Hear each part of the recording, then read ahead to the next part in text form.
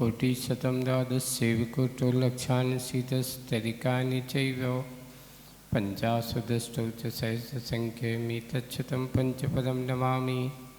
अरिहन्तभासि यत्तं गणहरदेवीं गन्तियं सम्मं प्रणमामि भक्तियुक्तो सदनान्मो वयं शिरसा इच्छाइवन्ते श्रुतभक्तिकाव्यसुगो कौतसालुच्छिम् अंगो व्यंग्यपैने पाहुडे पर्यम्य सत्तपणमामि योगभगे चूलिया चेव सत्तत्तुदम कहायिं सेणिचकालम हंचेमि पूजेमि बंदामि नवंचामि दुःखको कमखो वैलाव सुगैगमनम समाहिवन्नम जिनकुल संपत्ति हो मज्जम नवोसो पार्वाणिक स्वाध्याय विलयम पूर्वाचान किमीन सकल कर्म चारतम भा पूजा वंदना समेतम आचार्य भक्ति काय सगम करोमि हम।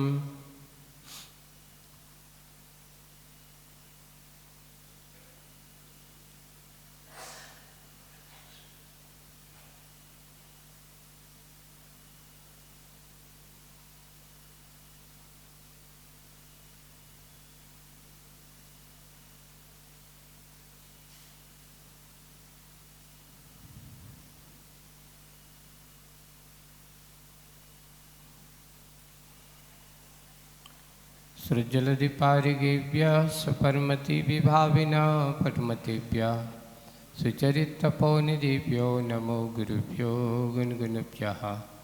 छत्तीसगुणसमग्रे पंचविहाचार्यकरण संदर्शे शिष्यानुग्रह कुशले धम्मारियेशया वन्दे गुरुभक्ति संयमेन तरन्ति संसाय सायरं घोरं छिन्नन्ति अट्टिकम्मं जम्बं वर्णं न पाविन्ति ये नित्यं व्रतमन्ते होमनिरता ध्यानाग्निहोत्राकुला षट्कर्मा विरतास्तपोधनधना साधुक्रिया साधुवा शीलप्रावरणा गुणप्रहरणा चन्द्रार्किते ज्योतिका मोक्षद्वारिकपाटपाटनविटा पीनन्तु मां साधवा गुरुवा पान्तु नो नित्यं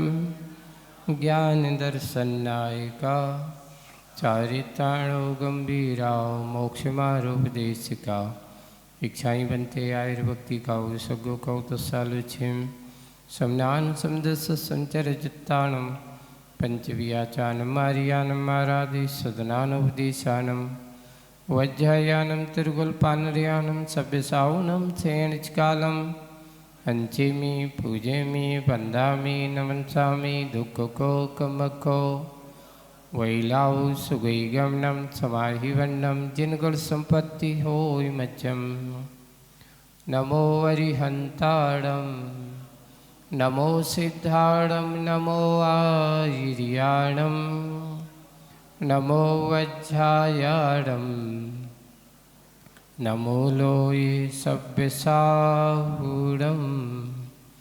बोलो शासनिक भगवान महावीर स्वामी की, मूल नायक देवादिदेव 1008 श्री शंभुनाथ भगवान की, परम पूज्य आचार्य गुरुवर श्री विद्यासागर जी महाराज की, आचार्य श्री समय सागर जी महाराज की, अहिंसा परमो धर्म की।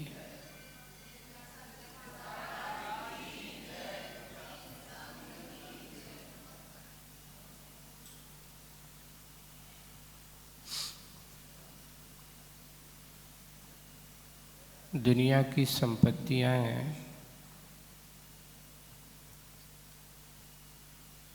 संसार की संपत्ति को भी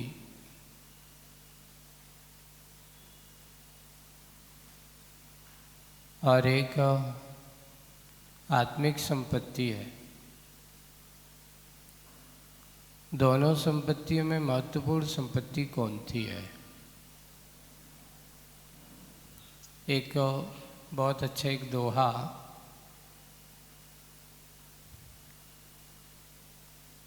एक मंदिर में हमने पढ़ा और जैसे ही प्रवेश करते हैं मंदिर के बिल्कुल सामने लिखा हुआ है, उस समय लिखा था, अब लिखा है कि नहीं लिखा, उसमें लिखा था चक्रवर्ती की संपदा इंद्रसरी के भोग। चक्रवर्ती की संपदा इंद्रसरी के भोग और का के बीट सम गिनत है सम्यक दृष्टि लोग।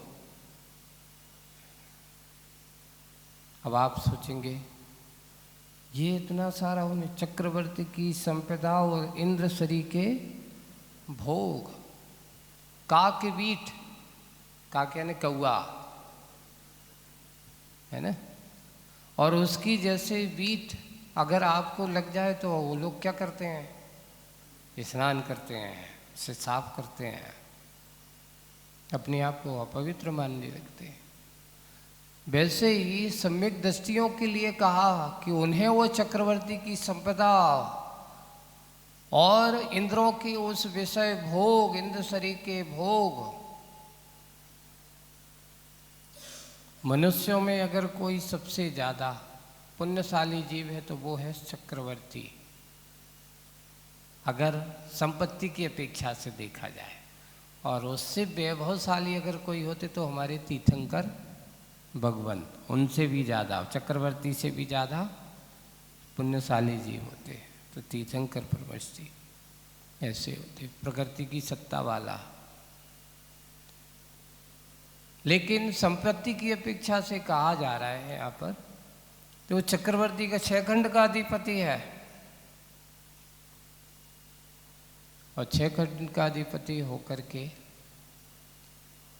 लेकिन जो सम्यक दृष्टि है वे भोग की उस संपदा को या सांसारिक संपदा को कैसे समझते हैं, का के बीट सम गिनत हैं सम्यक दृष्टि लोग। सम्यक दृष्टि इसमें अपना सुख खोजने की कोशिश नहीं करता। सम्यक दृष्टि कहता है ये तो कुछ समय का पुण्य कर्म का उदय है, आज तुम्हारे साथ है, कल किसके साथ रहेगी कोई भरोसा, इसमें ज़्यादा रमने की ज़रूरत नहीं है। आज मेरे पुण्य कर्म का उदय है तो आज मेरे पास है, जिस दिन मेरे पाप कर्म का उदय आएगा यह संपत्ति भी मेरे पास नहीं रहेगी, यही भी हमारे हाथ से चली जाएगी। और बात सही है, चक्र रत्न की प्राप्ति जितनी भी है जिन चक्रवर्ती को होती वो उसके पुण्य कर्म के उदय से, किसी दूसरे के कारण से नहीं होते। जैसे ही वो राज्य गद्दी पर बैठता है, राज्यासन पर बैठता है, उसका पुण्य उसका ही सब कुछ सर्विस माना जाता है। जबकि कभी राजा अपने भंडार को नहीं देखता, वहाँ देखने वाला कोषाध्यक्ष पहले से है, उसको साहब बस 70 इतना है, मालिक माना जाएगा तो राजा ही माना जाएगा। बताइए हाथ में एक स्वर्ण मुद्रा भी नहीं रखता हो, लेकिन मालिक कौन, आदेश किसका चलेगा, चक्रवर्ती का चलेगा।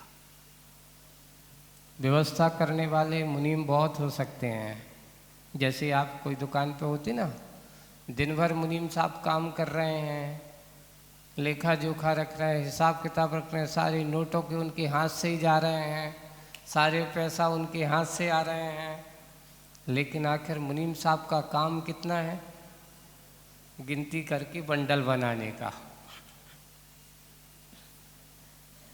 तुम कहो कि मुनीम साहब देते सारे पैसे तभी तो मुनीम साहब के अंदर, तो मुनीम साहब क्यों हो गए? नहीं, ये किसका पुण्य चल रहा है? बोले मालिक का है, जिसके ये पैसे हैं, मैं तो सिर्फ मात्र एक बीच में माध्यम होता है। ऐसे ही सम्यक दृष्टि की दृष्टि भी हमेशा बाहरी धन जड़ संपत्ति की ओर नहीं रहती है, इंद्रों की विषय भोगों की ओर नहीं रहती है। वो तो कहता है ये तो सब मेरे लिए सुखकर नहीं है, मेरे लिए हितकर नहीं है, इसलिए उसमें हमेशा होकर के भी लिप्त नहीं होता। जैसे भरत चक्रवर्ती के बारे में कहा जाता है, लिखा है आदि पुराण में, और भरत चक्रवर्ती की कथा का वर्णन करते हैं और उस पर लिखा है कि भरत चक्रवर्ती होने के बाद घर में बैरागी जैसा कैसे हो सकता है। प्रश्न चिन्ह खड़ा है।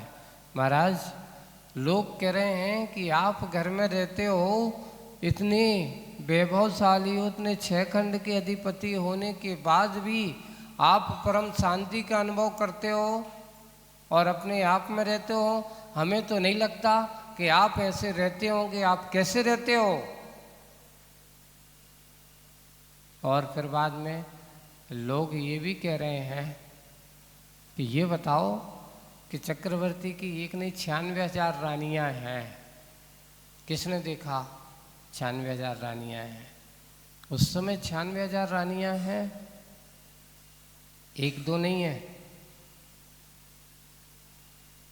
अब 96,000 रानियों का अधिपति है, हुआ है, पति है। अब उससे वो एक व्यक्ति के मन में शंका हुई कि इतनी है कि नहीं, बात कही जाती हैं। बोले कि आपको देखना है। उसने कहा महाराज, आप इन सब के बीच में रह कर के 96,000 के बीच में भी फिर भी आप इतने धर्म ध्यान और इतने शांति से कैसे रह सकते हो? मुझे तो लगता है आपके पास है नहीं है। ये लगता सब झूठा प्रचार चल रहा है। मुझे तो नहीं लगता, क्योंकि मैं जानता हूँ, मैं एक के बीच में रहता हूँ तो कितनी समस्या से जूझता हूँ। आप तो 96,000 के बीच में रहते हो। उसने कहा अच्छा, आपको क्या करना है? चक्रराज दरबार में पहुंच गया और जाकर के सीधा चक्रवर्ती से ही प्रश्न कर लिया। चक्रवर्ती ने कहा हम तुम्हारी शंका का समाधान करेंगे, आप आ जाओ। तो मुझे वैभव देखना है, तुम्हें सारा राज दरबार देखना है, सब कुछ वैभव देखना है, तो आप कल आना प्रातः काल, बिल्कुल सूर्योदय के पहले, सूर्योदय के पहले प्रत्युष वेला में आप यहाँ आना। लेकिन आपको अपना हम वैभव दिखाएंगे, पर वैभव दिखाने के साथ अब आप हमारे वैभव देखो तो कुछ ना कुछ तो शर्त रहेगी कि नहीं रहेगी। अगर आप देखना चाहते तो आपकी शर्त को, आपकी बात को मैं मंजूर करता हूं। अब मैं दिखाऊंगा तो मेरी भी कोई शर्त होगी। बोले कि ठीक है, मंजूर है, तो ठीक कल आना। क्या मंजूर है? पहले से कहते तो तुम भाग जाओगे, इसलिए आज नहीं बताऊंगा, कल ही बताऊंगा मेरी शर्त क्या होगी। अब तुमने कहा तो तुम्हें तो हम दिखाएंगे। ठीक है, वो आ गया।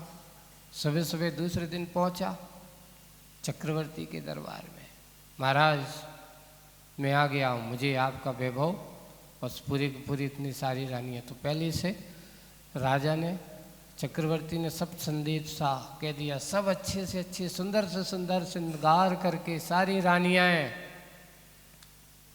अपने निवास के बिल्कुल पूरे प्रांगण में, और छोटा मोटा थोड़ी है।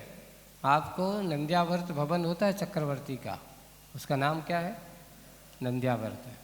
और उस नंद्यावर्त भवन में एक खंड का नहीं है, कितना बड़ा विशाल प्रांगण है। अब सोचिए, तो उसमें लिखा है कि उस समय जहाँ चक्रवर्ती का है तो 12 योजन का है, छोटा मोटा नहीं है। कितना योजन का? इतना बड़ा वैभव महल है, और उसमें 96,000 अकेली रानियों हैं, उनके रनिवास बने हुए हैं। अब ये बताओ, यहाँ 10-20 हजार अगर लोग हो जाते हैं इकट्ठे तो कितना जगह चाहिए पड़ती? तो 96,000 के लिए कितनी जगह होगी? और उस समय की अवगाहना भी देख लो कि चक्रवर्ती की, भरत चक्रवर्ती की अवगाहना 500 धनुष की है, तो उस समय उनकी रानियां भी समकक्ष तो होंगी। सबकी अवगाहना हो, आज की अवगाहना की तो उस पर महल भी कितने बड़े होंगे। आज आप जो घर बनाते हो, आप अपने शरीर की ऊंचाई से 4 गुना ऊंचा बनाते हो, कोई 3 गुना ऊंचा बनाता है। आपके शरीर की, जैसे आज आपके शरीर की हाइट कितनी है? तो 2-2.5 गुना तो कम से कम बनाते ही हो आप। सही तो वास्तु कहता है 3 गुना होना चाहिए अपने शरीर से। जैसे आपकी हाइट कितनी है? 14, ये कोई की 5 फीट है, कोई के 5.5 है ना। तो आप आज कितनी ये हाइट करीब करीब आपको हिसाब से दे दी गई? तो 14, 15, 15, 16, 17 फीट के करीब ऐसी पहला खंड ऐसे। उस समय 500 धनुष की है, तो 500 धनुष के हिसाब से उनकी अगर हम डबल भी ले लें तो एक एक मंजिल कितने की होगी? 1-1 हज़ार की तो होगी। 1-1 हज़ार धनुष की एक एक मंजिल हुई होगी। और ऐसा कितने खंड? 7 खंड का। तो मान लो एक मंजिल 1,000 धनुष की है, तो 7 खंड कितने हजार धनुष के हुए? तो इतना बड़ा महल भी 7 खंड का महल है। और फिर उसमें बड़े हुए, अब आपकी लंबाई चौड़ाई के हिसाब से दे लो तो आपको विस्तार पता चल जाएगा कि एक भवन की विस्तार कैसे होगा। 500 धनुष वाले के हिसाब से भी देख करके बनाया गया होगा।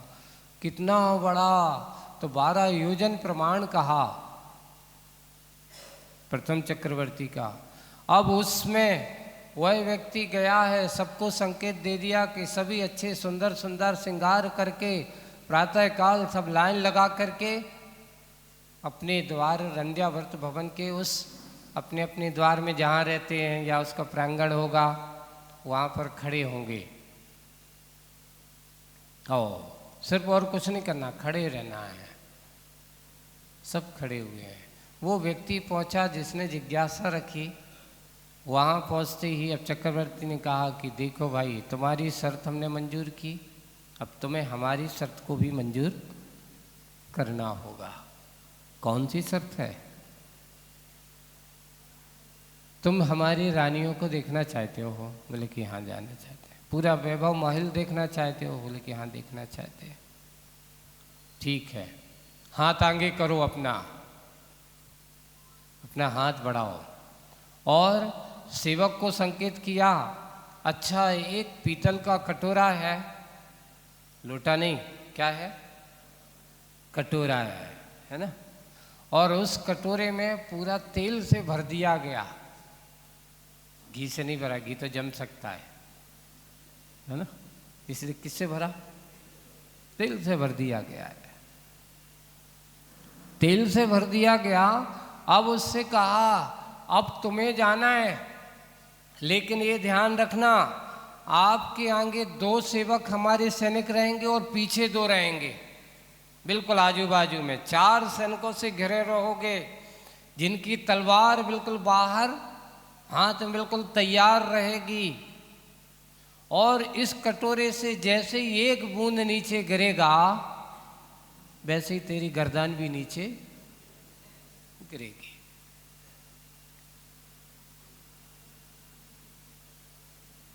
शर्त हमारी ये रहेगी, तब आपको ऐसा है। अब तो फंस गए, अब भाग नहीं सकते। अब तुमने कहा है, अब तो देखना ही पड़ेगा, लौट नहीं सकते, पीछे नहीं हट सकते, आज तो तुम्हें जाना ही पड़ेगा। ओ, जब उनसे ये कहा, वो तो कहता, अब तो भाई बड़ी मुश्किल काम है। तो अगर एक बूंद तेल का नीचे गिरा तो मेरी क्या होगी? जान जाएगी, मेरा जीवन समाप्त हो जाएगा। आदि पुराण उठा के देख लेनी, कहानी उसमें कथा आई है पूरी की पूरे। ओ, वो जा रहा है। अब उससे कहा, अच्छा ऐसा होगा। दृष्टि हाथ में क्या है? तेल का कटोरा है, भरा हुआ है, जा रहा है। चालू किया रनिवास में, दोनों छोर पर, स्तर पे भी अच्छे सुंदर सुंदर श्रृंगार किए हुए। अब जब आप ऐसे देखना, यहाँ दृष्टि होना चाहिए, आजू बाजू आप देखोगे, वो संभाले हुए, नहीं हिला नहीं चाहिए। हिला तो गया, क्योंकि दोनों, 2 आगे और 2 पीछे सैनिक बिल्कुल तलवार लेकर के खड़े हैं। अगर थोड़ा भी गिरा तो तेरी गर्दन भी गिरेगी, जा रहा है, अब इतना बड़ा है, पूरा का पूरा पूरा देख करके आना, ये भी ध्यान रखना। तुम कहो कि अब बीच में हो, बस देख लिया देख लिया, अब जा रहा हूँ वापस, नहीं, अब देखना तो पूरा पड़ेगा, लौट नहीं सकते। पूरा 12 आयोजन सुबह से चालू किया, चलते चलते चलते चलते, कैसे? एकाग्र, बिल्कुल हिलना नहीं चाहिए। मानसिक टेंशन बहुत बड़ा है, टेंशन होता है, नीचे भी नहीं देख रहा है कि क्या है, आजू बाजू दिख तो रहा है कि खड़ी हैं, कैसी हैं, सुंदर हैं कि असुंदर हैं, ये कुछ नहीं देख रहा है, बस इतना ही है। जाकर के घूमते घूमते घूमते घूमते घूमते शाम हो गई। 12 योजन का लंबा सफर है, छोटा मोटा थोड़ी है। सब पूरे के पूरे रानियां सामने खड़ी होकर के देख करके घूम फिर करके शाम को वापस आया और कटेरों को नीचे उतार करके कहते, भगवान बची, जान बची सो लाखों पाए। गहरी श्वास लेता है, भैया बच गए।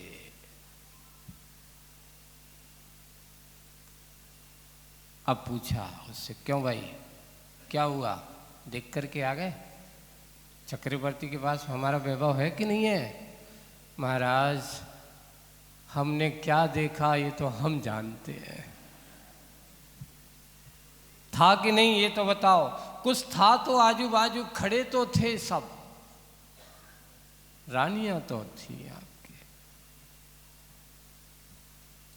सबके सब खड़े हुए हैं, और उन खड़ी हुई रानियों को हमने देखा, देख करके भी नहीं देखा। झलक अवग्रह, जैसे आप लोग जाते हो, अब आजू बाजू दिख तो रहा है लेकिन देखते हुए भी नहीं देखते। क्यों? दृष्टि कहाँ है? कटोरे पर थी, जान का सवाल था। आपने सैनिकों को संगे लगा कर रखा था, अगर थोड़ी सी आपने हमें क्या दी होती, दया दृष्टि रखी होती तो हम थोड़े से अच्छे से देख सकते थे। लेकिन हुआ ये कि ध्यान रखना, विषय भोगों में ज़्यादा दया दृष्टि रखोगे तो बंधु ये दया दृष्टि तेरे विषय भोगों को तेरे ऊपर अदया का काम करेगी। बस तुमने कहा कि तुम कैसे रहते हो इन सबके बीच में, तो जैसे तेरा जीवन एक दिन भर में आज तुझे कैसा लगा, अपनी जान कैसी लगी, बस यही है। ज्ञानी आत्मा है, सबके बीच में रहता है, सबके साथ रहता है, पर जैसे उसकी दृष्टि किसमें, उस तेल के कटोरे पे एकाग्र थी, वैसे ही सम्यक दृष्टि की दृष्टि हमेशा अपने आत्म दृष्टि में डूबी हुआ होती है। राज्य का भार देखता हूँ, सब कुछ करता हूँ, पर मैं अपने आत्मा की उस उपादेय तत्व को कभी भूलता नहीं हूँ। और पूछा गया कि कैसे रहते हो, तो उन्होंने एक बात कहा, ये बताओ तुम्हारी जिह्वा सबसे ज़्यादा मुलायम है। जिह्वा मुलायम है कि नहीं है? इतनी मुलायम है कि सारे की सारे अंग में हड्डी होगी लेकिन जिह्वा में कोई हड्डी नहीं होती। लेकिन वह जिह्वा उन कठोर दांतों के बीच में कैसे रहती है, कैसे संभल के रहती है। अगर थोड़ी सी चूक हो जाती है बाहर आने जाने में तो फट से वे क्या करते हैं, एक घायल कर देती, लहूलुहान हो जाती है। बोले कि जैसे मुख दांतों के बीच में मुख में जिह्वा रहती है, सम्यक दृष्टि भी संसार में बिल्कुल वैसा ही रहता है। जल में रह कर के जल से ऊपर रहता है, ऐसा ही सम्यक दृष्टि है, वही उसकी समीचीन दृष्टि होती है। भरत चक्रवर्ती के समान ज्ञानी सम्यक जीव जो होते हैं वे हमेशा पंचेंद्रियों के विषय भोगों के बीच रह कर के कैसे रहते हैं। आज की कविता आचार्य की आप लोगों को वही प्रेरणा दे रही है। चलते हैं अपन पहले कविता को पढ़ते फिर उसकी आगे की बात करते हैं। शाश्वत निधि का भास्वत विधि का, भास्वत यानी प्रकाशमान विधि का, अच्छे से शाश्वत निधि का, भास्वत विधि का धाम हो। ऐसे केवल ज्ञान के स्वरूप तुम्हारे पास तत्व विद्यमान है, छोटा मोटा नहीं। शाश्वत निधि ऐसी आत्मा जिसका कभी नाश नहीं होता, इसलिए शाश्वत निधि का और भास्वत विधि का ऐसे ज्ञान का प्रकाश तेरे पास है, विद्यमान हो। धाम हो, राम अभिराम हो। राम यानी तेरा अपना आत्मा का राम स्वरूप लो। अभिराम यानी निरंतर। अभिराम का अर्थ क्या होता है? निरंतर अभिराम हो। क्यों बना तू, क्यों बना तू रावण सब आठों याम। रावण कौन? राम तो जो है अपना आत्मा है, आत्म राम है, लेकिन रावण सम, रावण का अर्थ जहाँ दुष्टता रहती है, जहाँ आक्रोशता हुआ करती है, यहाँ पर रावण का, राम और रावण की उपमा लेकर के, जिनका मात्र आत्म सुख केंद्रीय होता है वह है राम का स्वरूप, और जिनका मात्र विषय सुख ही केंद्र होता है वह है रावण का स्वरूप। तो वही कि रावण सम आठों याम। आठों याम का अर्थ क्या होता है? याम यानी समय, काल, पहर। एक दिन रात में कितने पहर होते हैं? तो उसको कहते हैं 8 पहर। 3-3 घंटे का एक एक पहर होता है ना। तो दिन के 4 पहर और रात्रि के 4 पहर, तो उसको कहते हैं आठों याम। इसके अलावा तो कुछ होते हैं दिन और रात। तो एक दिन और रात का अर्थात आठों याम। दीनहीन पाप प्रवीण है उसे,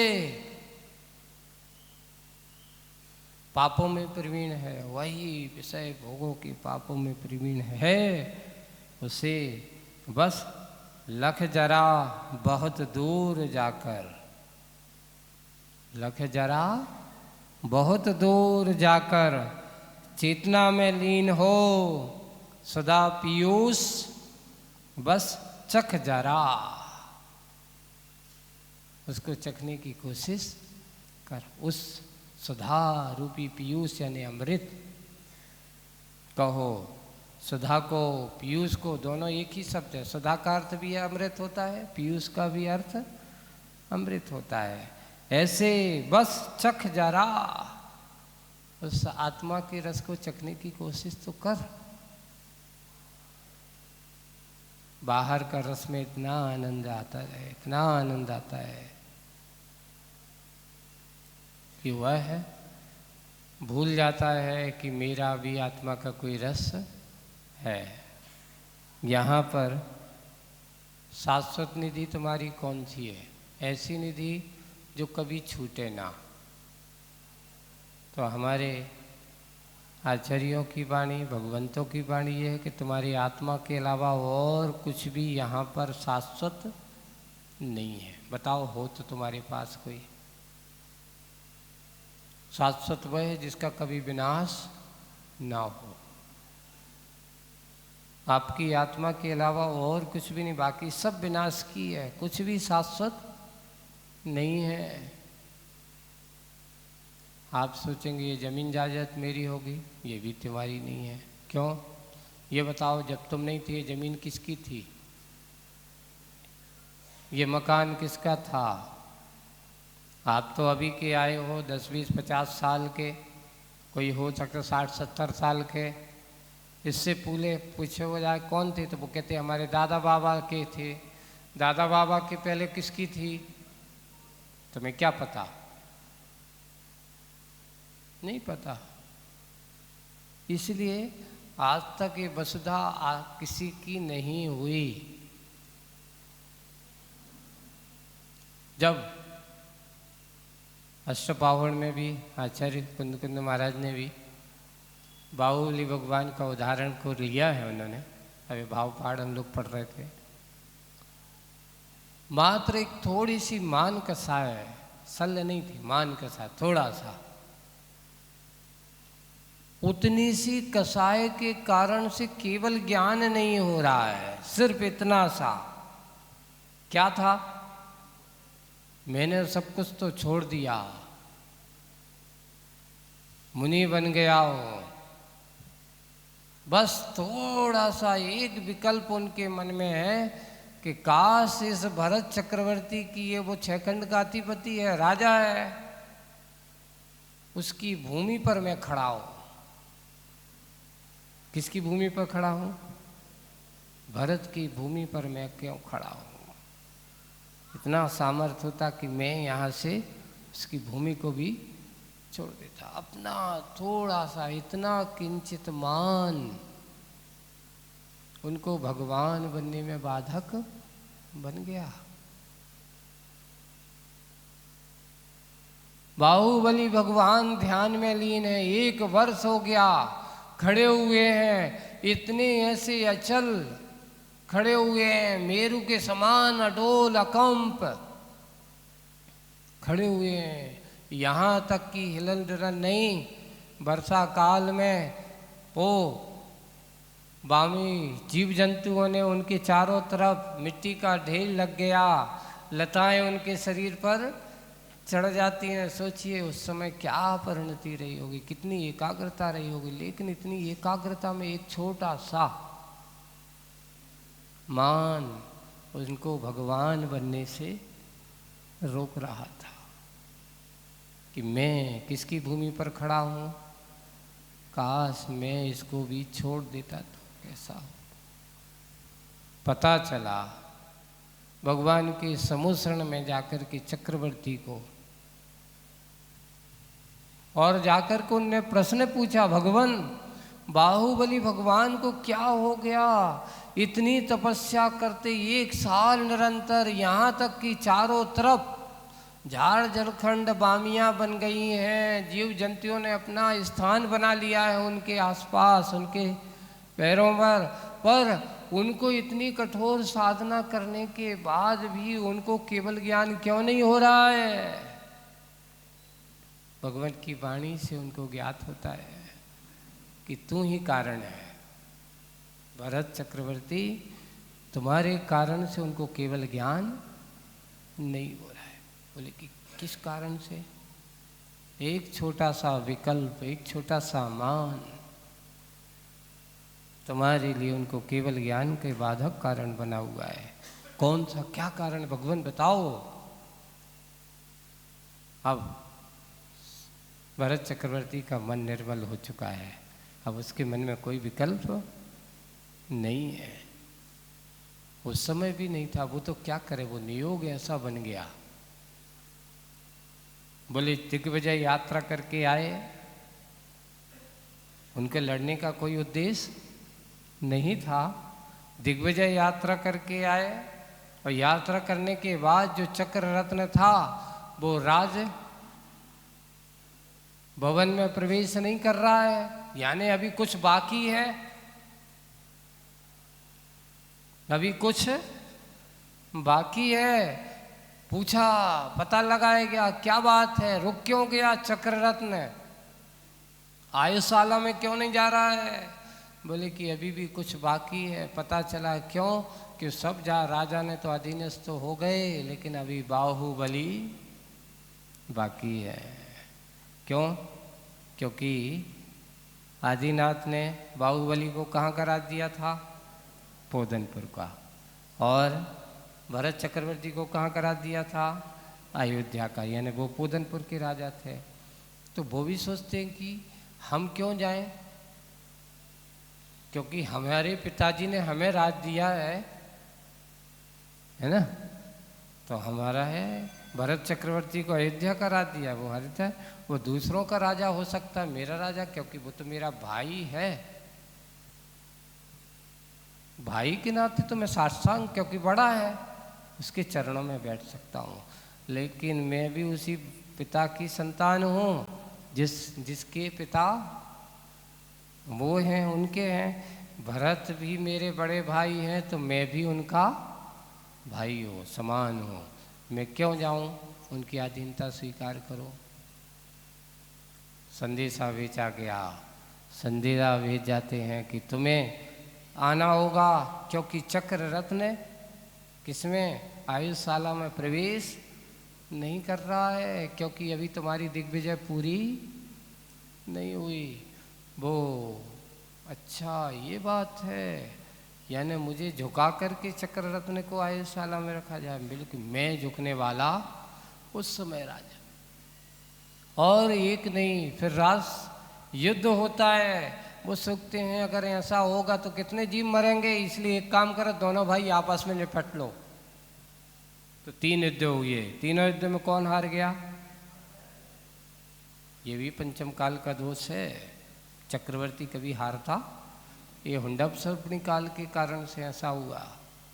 भाई भाई में युद्ध हुआ, ये भी एक हुंडप सर्पिणी काल का दोष हुआ। तीर्थंकरों के यहाँ पुत्री उत्पन्न होना, ये भी हुंडप सर्पिणी काल का दोष है। ऐसा दोषों के कारण से चक्रवर्ती को ऐसा, अब आवेग में आकर के उसने कुछ नहीं जाना, वो चक्र रत्न।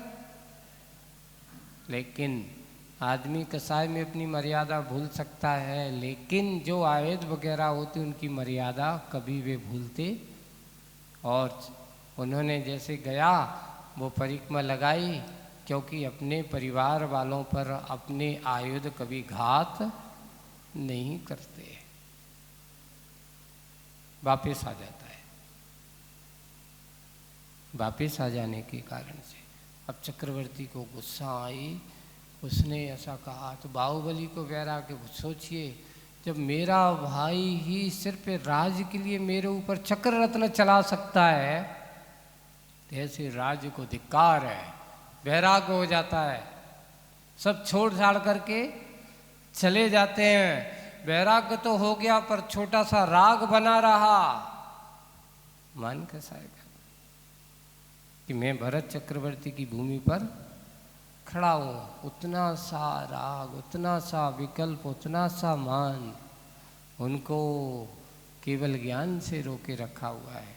जब पता चला भरत को, और जाकर के दूसरे दिन उनके चरणों में गया, अच्छे से उनके चरणों में नमोस्तु कर रहा है। ऐसा नहीं कि भगवान खड़े थे तो कान बंद हो गए होंगे, नहीं, खड़े थे, ध्यान में तो खड़े थे पर कान तो सुन रहे थे। और जैसे ही उसने कहा भगवान आपके मन में ये विकल्प कि मैं भरत चक्रवर्ती की भूमि पर खड़ा हूँ, अरे मेरे जैसे ना जाने कितने चक्रवर्ती इस भजदा पर आए और चले गए, आज तक कोई चक्रवर्ती इस भूमि को लेकर के नहीं गया। कोई भी लेकर के नहीं। और आज हम छोटी सी अगर 1 फुट भी जगह अगर कोई थोड़ा सी दबा देता तो आदमी मरने को लड़ाई झगड़े हो जाते हैं। सोचिए, थोड़ी सी जमीन के टुकड़े के लिए लोग मारने को तैयार हो जाते हैं, यहाँ तक कि अपना जीवन, दूसरों का जीवन मिटाने को तैयार हो जाते हैं। इसलिए कहा झगड़े की जड़ 3, जड़ जोरू और जमीन। ये झगड़े विवाद के कारण है। ये जब तक हैं, जब तक दृष्टि में लोगों के पास हैं, इसलिए निधि की ओर, बाहर की निधियों की ओर दृष्टि रहेगी। विवाद होंगे, झगड़े होंगे, विवाद के साथ साथ और ना जाने किस प्रकार से झगड़ा होता चला जाता है। वही उन्हें अपने शाश्वत निधि का भान हुआ। बाहुबली को वैराग हो गया, और वैराग जन जैसे भरत चक्रवर्ती ने जाकर उनके चरणों में नमन किया, उनके अंदर ये विकल्प दूर करने की भाव कहे कि भगवान आप ये मन से विकल्प, मेरी ये जमीन हो ही नहीं सकती। कहने को मैं 6 खंड का अधिपति हूँ, लेकिन जिस दिन यहाँ से जाऊँगा ये खंड मेरे साथ कुछ भी जाने वाला नहीं है। ना ये निधियाँ जाने वाली हैं, ना 6 खंड का स्वामित्व जाने वाला है। सब अकेले आए थे और अकेले ही जाएंगे। ऐसा जब उनने कहा, उनकी मन का विकल्प दूर हो गया। और जैसे ही मन का विकल्प दूर होता है, उसी समय बाहुबली भगवान को केवल ज्ञान हो जाता है। ऐसे बाहुबली भगवान ने एक छोटा सा विकल्प 1 वर्ष तक रोके रखा, सोचिए आप। और अपन कितने विकल्प रखते हैं? बाहुबली को तो एक विकल्प ने 1 वर्ष। अब आपके विकल्प कितने हैं? सुबह से उठते ही साथ आंख खुलती है तो सबसे पहले काय का आता है? आप क्या सोचते हो आज करना क्या है? ऐसा सोचते हो? नहीं, सबसे उठते ही साथ सबसे पहले विकल्प अगर ज्ञानी होते हैं वे कहते नहीं, अपनी आत्मा को ध्यान शाश्वत निधि की ओर दृष्टि रख, आत्मा के चिंतन की ओर आ। ये मत सोच कि आज कौन सी संपत्ति, कहाँ से पैसा, कहाँ से दुकान, कहाँ से खरीदी, कहाँ से क्या बेचना, कैसे लेना, इसके बारे में शुरुआत करेगा तो तुझे अपनी धी का भान नहीं होगा। भागा दौड़ी से नहीं, आत्मनिधि से जीवन की शुरुआत करो। उठते ही साथ वो भरत चक्रवर्ती भी जब रहने के बाद राज सिंहासन पर बैठने के पहले उठ करके सबसे पहले अपने आत्मचिंतन करता है। आत्मचिंतन करके श्रावक का रूप धारण करता है। सुबह से उठकर भगवान के श्री चरणों में पहुंचता है और पहुंच करके भगवान का मस्तक अभिषेक, अच्छे से अभिषेक करता है, पूजन करता है। ये श्रावक की मुख्य रूप से आत्म संपत्ति की संपत्ति मानी जाती है। लिखा, जो व्यक्ति श्रावक होकर के, मनुष्य होकर के पूजन पाठ न करता हो, अब बुरा है, थोड़ा सा कटु शब्द लगता है लेकिन सत्य है, कटु सत्य है। वैराग्य शतक में लिखा है इसको कि जो श्रावक होकर के भगवान की पूजन पाठ दान ना करता हो उसके लिए, और साधु बनकर के जो ध्यान चिंतन आदि तप आदि साधना ना करता हो, इन दोनों आदमी को जीने का कोई मतलब नहीं है। बोले, उन्होंने लिखा, इन दोनों व्यक्तियों के गले में एक बड़ा पत्थर बांधो और एक तालाब में डुबा दो। कहाँ डाल दो? अब आप क्या करेंगे? हम तालाब के लायक हैं कि तर्रे के लायक हैं? थोड़ा सा भी काम आता है तो सबसे पहले आदमी क्या छोड़ता है बताओ? पूजन छोड़ता कि नहीं छोड़ता? अरे क्या करें, मेहमान आ गए, आज पूजन नहीं चल रहा है, यानी मेहमान बड़ा हो गया भगवान से। बंधु, अगर हम मेहमान को महत्वता ज़्यादा करेंगे, भगवान से बड़ा दुनिया में और कोई ना हुआ है, ना होगा, ना कभी होने वाला है। यही है, थोड़ी सी प्रतिकूलता आती सबसे पहले आदमी क्या छोड़ता? पूजन। उनसे पूछे भोजन छोड़ते हो? नहीं, भोजन नहीं छोड़ सकते, पूजन तो छोड़ देंगे। पूजन छोड़ देंगे, भोजन नहीं छोड़ेंगे, और उसकी हिम्मत नहीं होगी, ये भी ध्यान रखना। पूजन करने नहीं आएगा, क्यों, क्या हो गया? बोले हिम्मत नहीं, आजकल तकलीफ है। पता चला कि दिन भर दुकान पे बैठे रहेंगे। क्यों, दुकान में बैठने में तकलीफ नहीं होती? अब महाराज वहाँ मन लगो रहता, तो मन जहाँ लगाना चाहिए वहाँ नहीं लगता, जहाँ लगना चाहिए वहाँ नहीं लगाता, क्योंकि तुम्हारी दृष्टि में शाश्वत निधि है नहीं। जिनकी दृष्टि में शाश्वत निधि होती है, चाहे कितने भी हो, आंधी हो, चाहे तूफान हो, प्रतिकूलता हो, वो अपने आप की अनुकूलता बनाता है। नहीं, आज भोजन तो तब होगा जब तक भगवान की पूजन नहीं होगी। भगवान से बड़ा भोजन नहीं हो सकता। इसलिए अपने आप प्रतिमाधारी श्रावक की जो भूमिका दी है, उस भूमिका में वो आता है, आकर के अपने आप को, अपने भगवान को, अपने आराध्य को पहले आगे रखता है और उनको अपना पहला वो बनाता हुआ सबसे पहले अपने आप को भास्वत स्वरूप। जो ऐसे होते हैं उनके अंदर ही विषय भोगों के आसक्ति में जीने वाले, भगवान की भक्ति पूजन से भागने वाले वे हैं। वे कभी भास्वत विधि वाले नहीं, भास्वत यानी प्रकाशवान जीवन जीने वाले नहीं होते। वे ही होते हैं जिनके अंदर की सोच अच्छी हो, विचार अच्छे हों। और जिनकी सोच और विचार अच्छे होते हैं वे ही प्रकाशवान हुआ करते हैं, ज्ञानवान हुआ करते हैं। ऐसे ज्ञान के प्रकाश उसका ही जिसका धाम हो। राम अभिराम, अपने आत्मा राम को, अपने आत्मा के स्वरूप को, आत्मराम। एक और, राम में भी कितने अक्षर हैं? बोले कि 2.5 है। तो आत्म में भी 2.5 ही अक्षर हैं। आत्मा के पीछे जैसे आ एक हो गया, है ना, आदताव हो गया, और माँ ये हो गया। तो बोले आत्म में भी 2.5 है और राम में भी 2.5 है। तो 2.5 अक्षर प्रेम का पढ़े सो पंडित हो। आपको अच्छे से 2.5 अक्षर को पढ़ने की ज़रूरत है, 250 अक्षर पढ़ने की ज़रूरत नहीं है।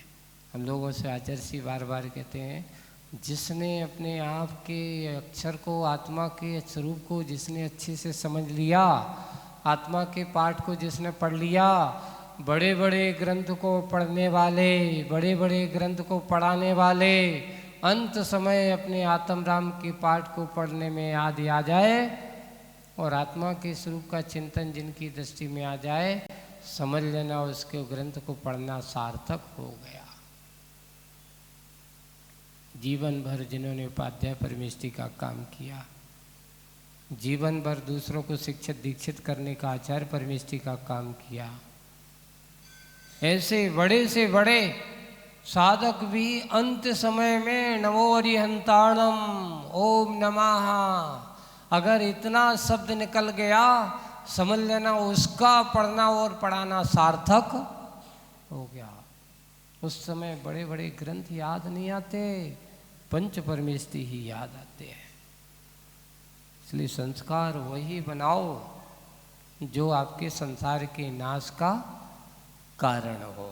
संसार को बनाने वाले संस्कार को बनाओगे तो ये आपके दुख के कारण ही बनेंगे, सुख के कारण बनने वाले नहीं है। इसलिए किसका क्या समझना है, किसको समझना है? भास्वत विधि के धाम हो, आपके अंदर वह ज्ञान प्रकाश केवल ज्ञान है।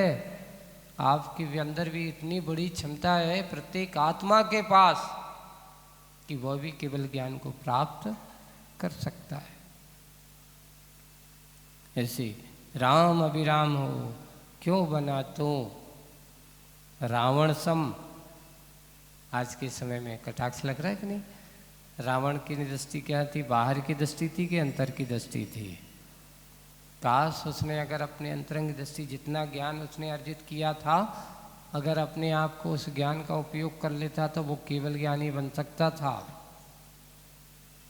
इतनी एकाग्रता थी उसकी कि बहुरूपनी विद्या सिद्ध करते समय जब वह ध्यान कर रहा है, इतना एकाग्र मना है, लेकिन उस ध्यान से विद्या की सिद्धि तो हो गई पर उद्देश्य सही नहीं था।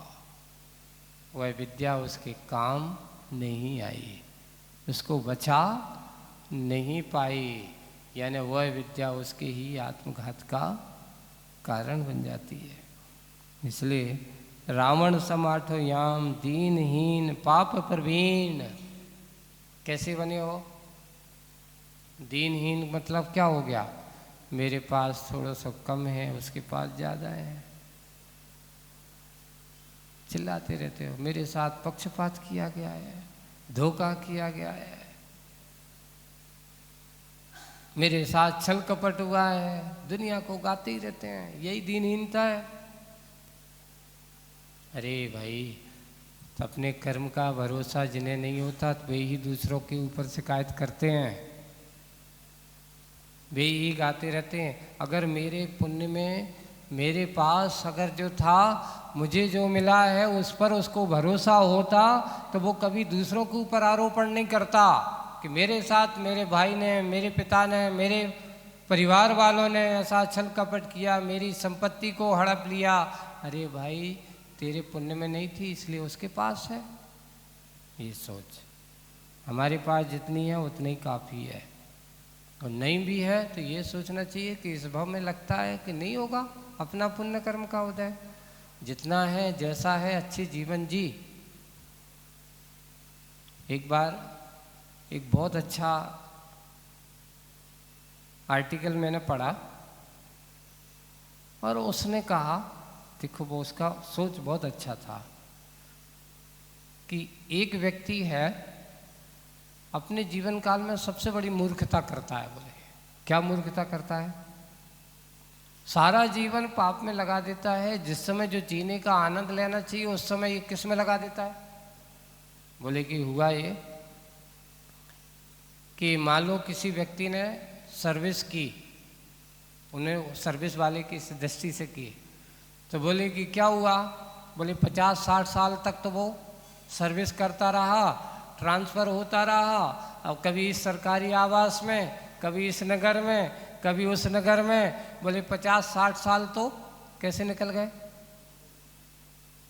करने योग्य जिस समय था 20-22 साल के साथ उसने की, 30-40 साल 35 साल की उसकी सर्विस हुई और उसमें उस घूमता रहा।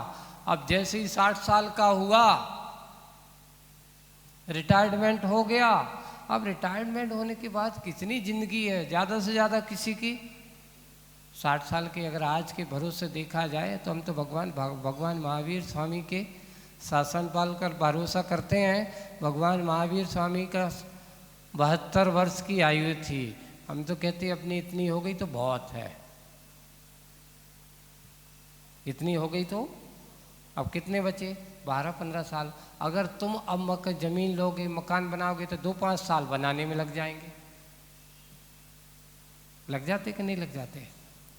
आज के समय में 2-5 साल बनाने में लगा दोगे, और जैसे तुम बनने लायक वहाँ पहुँचोगे, उसमें रहोगे 2-5 साल ही, 2-5 साल के लिए इतना सारा जोड़ा जाड़ी। अरे अगर वो सही ढंग से जिए तो 2-5 साल में एक अच्छा आलीशान बना हुआ बंगला किराए से ले। नहीं महाराज, किराए के मालिक बन कर के जीने में, तो ये बताओ इस संसार में तुम किसके मालिक बन कर के आए हो? साइकोलॉजी क्या बनी हुई? अरे महाराज, उसने कहा मेरी सोच तो ये है कि आनंद के साथ जियो, मालिक बन कर के जितनी तुम्हारी संपत्ति है ये सोचो कि अच्छी रहो। कौन किसका मालिक बनने वाला है? आप क्या सोचते हो? मकान बनाया है, आने वालों को अच्छी सुविधा हो जाएगी, अपने बच्चों को करके जाओ। तुमने किसी की ठेकेदारी लेकर रखी है, सबके मालिक बन करके आए हो क्या? महाराज, यही तो संसार की विचित्रता है। लगता बच्चे का सोचेंगे, बताओ हमारा बाप आया हमारे लिए कछु दे के नहीं गया, वो तो समझ लेना सब जितने भी हैं सब स्वार्थी के संसारी हैं, सब अपने अपने सुख को रूप में पिता पुत्र द्वारा वाली है। ये सारे के सारे दारा हैं, उनको कोई किसी से ले नहीं। जितना जितना संसार एक दूसरे से तुम जोड़ते चले जाओगे उतना उतना तुम्हारा बढ़ते ही चला जाना है। इसलिए ज्ञानी जो होते हैं वे अपनी निधि की ओर दृष्टिपात करते हैं। इसलिए हे आत्मन, थोड़े से हट, जरा हट के देख, अपने आत्मा के रस को चख के देख। जो एक बार तू अगर उसके रस को चखेगा, आत्मा के रस के स्वाद को लेगा, तो दुनिया के स्वाद से हट करके आत्मा के रस का परम शांतिमय आनंदमय ऐसा स्वाद है, उस स्वाद को लेकर के अपने सुख को पाने की कोशिश कर। आज बस इतना ही। बोलिए परम पूज्य आचार्य गुरुवर श्री विद्यासागर जी महाराज। जिनवाणी स्तुति करेंगे। मिथ्यात्व में नाश वेको, ज्ञान के प्रकाश वेको, आपा पर भानु सी बखानी।